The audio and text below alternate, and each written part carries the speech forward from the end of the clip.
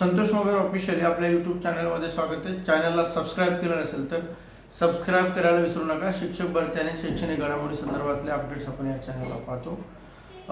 सध्या शिक्षक भरतीमध्ये मुलाखतची यादी केव्हा लागणार हा प्रश्न अनेकांना पडलाय, कारण मागच्या वेळेस सुद्धा अनेक जणांनी जी माहिती त्यांच्यापर्यंत आलेली होती त्या संदर्भातले व्हिडिओ आपण पाहिले असतील की आठवड्यात लागणार, 2 दिवसात लागणार, अशा अनेक व्हिडिओज च्या माध्यमातून माहिती देण्याचा प्रयत्न केलेला होता। परंतु काही तांत्रिक अडचणीमुळे आयुक्त कार्यालयाकडून अजून सुद्धा याद्या त्या जाहीर झालेल्या नाही आहेत। त्यामध्ये वेगवेगळे कारण असू शकतात। त्यामधलं एक महत्त्वाचं कारण आहे ते म्हणजे आरक्षणाच्या संदर्भातलं नेमकं काय आहे ते आपण या व्हिडिओच्या माध्यमातून पाहणार आहोत। मित्रांनो, बिना मुलाखतला अनेक लोकांच्या निवड झाल्या आणि त्या ठिकाणी हे उमेदवार रुजू सुद्धा झालेले नाही आहेत। आपण बघितलं असेल की गोंदिया भंडारा असेल, जवळपास 47 उमेदवार गोंदियामध्ये जॉईन झाले नाहीत, 127 उमेदवार स्वामीमध्ये जॉईन झाले नाहीत। अशा अनेक ठिकाणी उमेदवार हे त्या ठिकाणी जॉईन झालेले नाही आहेत।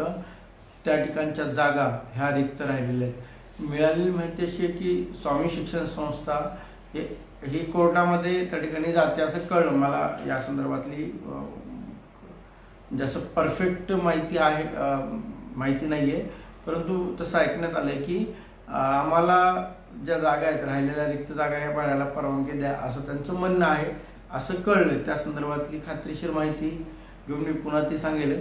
परंतु जर असं असेल तर हे खूप वाईट आहे, कारण जे 127 उमेदवार जॉईन झालेले नाही आहेत त्यांच्या मूर्खपणामुळं, त्यांच्या अतिशहाणेपणामुळं आज पवित्र पोर्टलवरती जर अशी संस्था मागणी करत असेल तर याचा दुष्परिणाम हा पुढच्या भरतीवरती त्या ठिकाणी दिसून आपल्याला येईल। कारण काय होतं की अनेक उमेदवार जॉईन झालेले उमेदवार हे पुन्हा त्या ठिकाणी फॉर्म भरतात आणि मग फॉर्म भरल्यानंतर किंवा त्या वरच्या वर्गाला जायचं म्हणून त्या ठिकाणी अप्लाय केल्यानंतर निवड झाल्यानंतर ते जिथं आहात तिथंच राहतात, परत ते जात नाहीत। असं स्वामीमध्ये सुद्धा झालेलं आहे। आणि जर असं झालं तर अनेक संस्था या पद्धतीनंच त्या ठिकाणी म्हणजे हे करतील, जर जागा रिक्त ठेवतील आणि परत कोर्टाला परवानगी मागतील। हे खूप चूक आहे।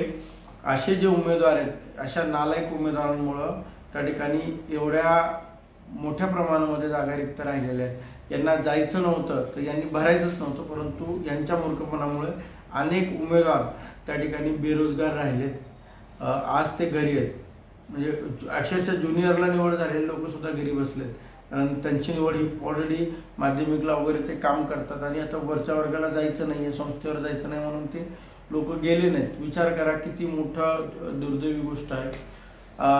हे सुद्धा एक जे कारण मी तुम्हाला सांगितलं हे खूप चुकीचं आहे। जर उद्या असं अनेक वेळा जर असं व्हायला लागलं तर संस्था ह्या अशाच कोर्टात जातील आणि पवित्र पोर्टलवरती धोका निर्माण होऊ शकतो। त्यामुळं जास्तीत जास्त उमेदवारांनी या गोष्टी लक्षात घ्या की ज्याला जायचं नाही अशा उमेदवारांनी फॉर्म आगामी काळामध्ये म्हणजे भरू नये।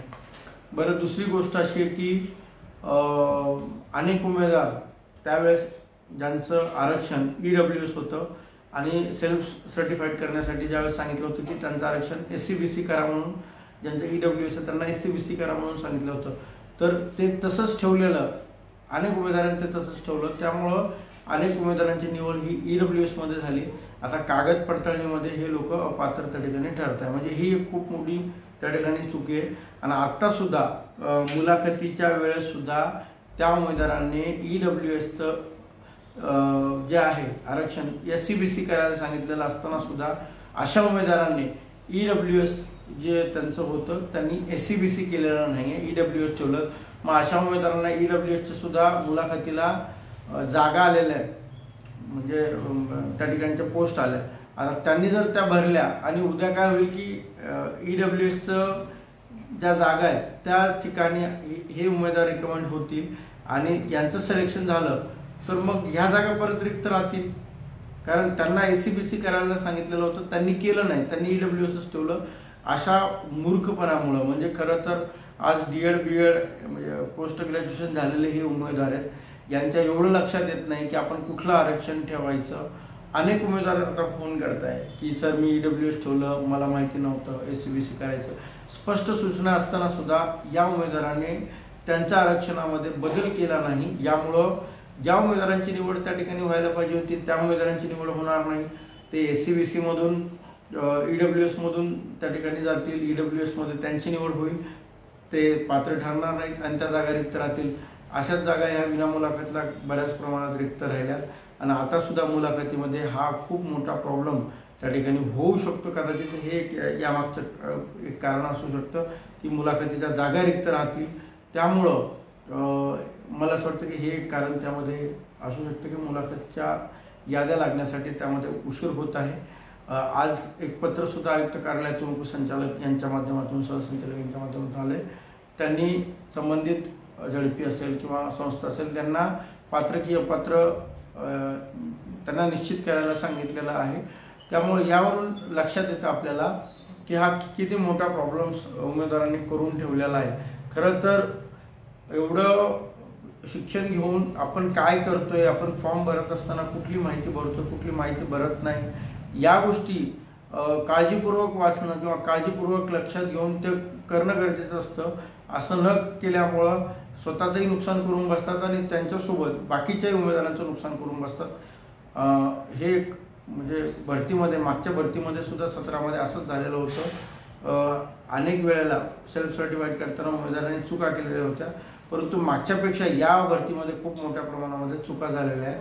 या चुकांचा फटका एक तर यादी उशिरा लागण्यामध्ये असेल किंवा जे उमेदवार सिलेक्शन झाले असते असे उमेदवार आज घरी आहेत आणि ज्यांचं सिलेक्शन झालं ते कागदपत्र डॉक्युमेंट व्हेरिफिकेशनमध्ये घरी आहेत. त्यामुळं पुढच्या भरतीमध्ये म्हणजे काळजी घेऊन हे लक्षात ठेवायचं की यानंतर अशा चुका उमेदवारांनी करू नये किंवा कुठल्याही परीक्षेत फॉर्म भरत असताना तो काळजीपूर्वक वाचावा. तुम्ही कुठल्या गोष्टीला पात्र आहात अपात्र आहात त्या गोष्टी जाणूनच तुम्ही ते फॉर्म भरावा किंवा ते शिक्षक भरतीमध्ये सुद्धा सेल्फ सर्टिफाईड करताना या गोष्टीचं लक्षात घेऊन तुम्ही ते सेल्फ सर्टिफाईड करावं. अन्यथा या पद्धतीनं भरतीमध्ये उशीर व्हायला लागतो. बघितलं असेल 22मध्ये भरती झालेली, 22ची भरती आहे, 25 चालू आहे, 3-4 वर्ष याच्यामध्ये आता लुटले गेले आणि आत्ता 25ची तिसरी टेट झालेली आहे.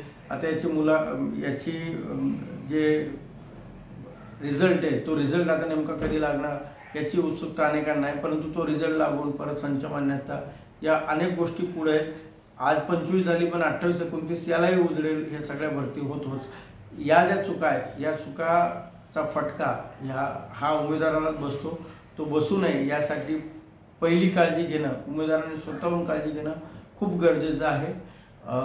मला वाटतं की आता यादीबाबत माहिती कळते की 1-2-4 दिवसात ते म्हणत आहे, परंतु आता असा टेक्निकल प्रॉब्लेम असल्यामुळं कदाचित अडचण येत असेल.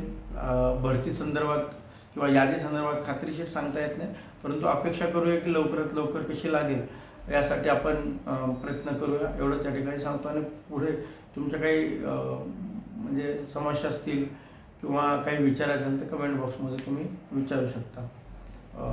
धन्यवाद.